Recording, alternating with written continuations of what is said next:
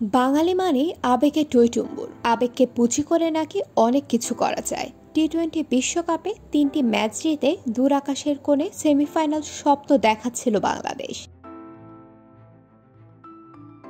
যদিও নিজেদের আবেগ সামলে মাঠের পারফরমেন্স বিবেচনায় তাদের উপর ভক্তদের ভরসা রাখাটা যে বারবারই হতাশায় রূপ দেয় তারই জলজ্যান্ত উদাহরণ আজও দেখা গেল।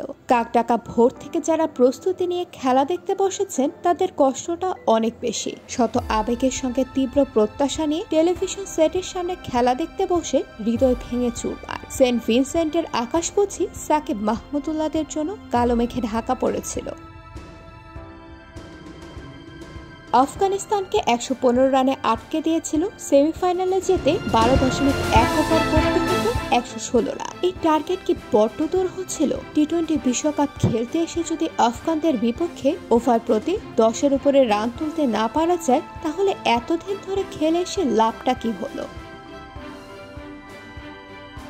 শুধু কি তাই, সেমিফাইনালে যেতে হলে যেমন ধুমধুমার ব্যাটিং করতে হতো সেটা তো পারেনি। 20 ওভারের মধ্যেও আফগানদের অল্প পুঁজিকে পেছনে ফেলতে পারেনি। আগের মতোই বোলিংয়ে সফল তাসকিন রিশাদরা, কিন্তু যাদের হাতে দলকে সামনের দিকে এগিয়ে নেওয়ার বাটন সেই ব্যাটাররাই নাকি সেন্ট ভিনসেন্টে নীল জলরাশিতে সবকিছু জলাঞ্জলি দিয়ে এসেছে সলিল সমাধে বলা যায়।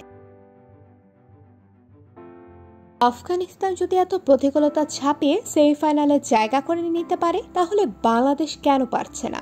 যে দলটি নিজেদের মাটির সোঁদা গন্ধ নিতে পারে না, বছরের পর বছর পরজীবী হয়ে অন্য দেশে অনুশীলন করতে হয়, হোম ম্যাচ খেলতে হয়, সেই দলটির টিম স্পিরিট আর পারফরমেন্স তাদের কোথায় নিয়ে গেছে? আর বাংলাদেশ এত সুবিধা পেয়ে ওয়ানডে বিশ্বকাপের পর টি-20তেও বাজে পারফরমেন্সের ধারাবাহিকতা দেখালো।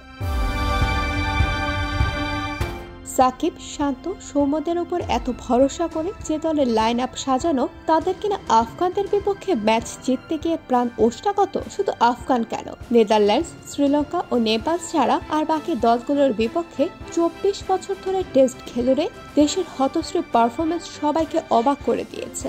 যাদের নামের পেছনে এত তকমা, দেশের মাঠে অনেক কিছু করে ফেলেন, তাদের কিনা একের পর এক বৈশ্বিক প্রতিযোগিতায় খাবি খেতে হয়।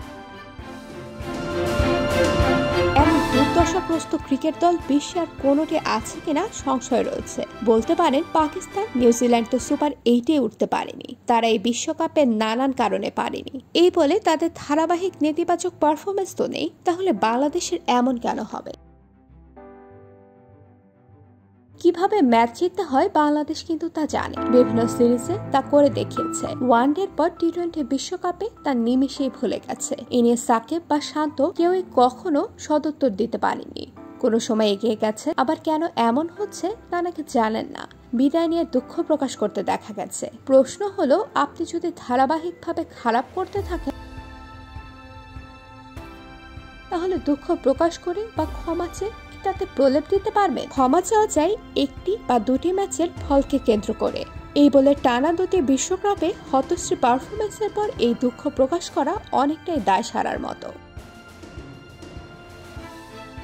যারা কাকডাকা ভরে বসে খেলা দেখেছেন অনেক আশা নিয়ে, তাদেরকে এভাবে আশাহত করাটার জন্য অভ্যাসে পরিণত হয়েছে। সোশ্যাল মিডিয়াতে স্বাভাবিকভাবে মুন্ডুপাত হচ্ছে। কেউ কেউ তো রাগ বা ক্রোধ থেকে বলছেন আর সাকিব শান্তদের খেলা দেখবেন না।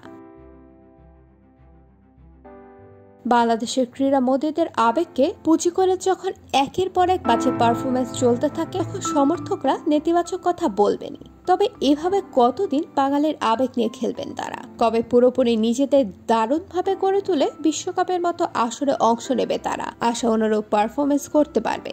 এই প্রশ্নের জবাব কি কেউ দিতে পারবেন?